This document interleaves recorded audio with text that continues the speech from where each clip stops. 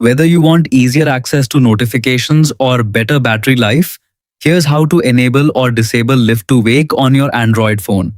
Start by opening the settings page, scroll through the menu until you find advanced features and tap on it.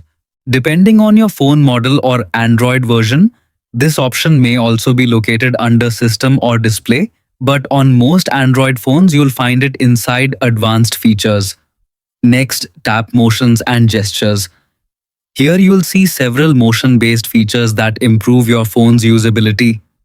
Locate Lift to Wake in the list. Simply tap the toggle switch beside it.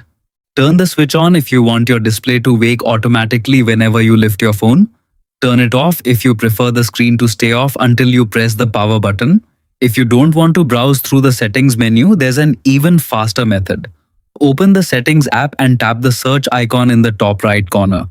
Type Lift to Wake into the search bar, then tap the matching result.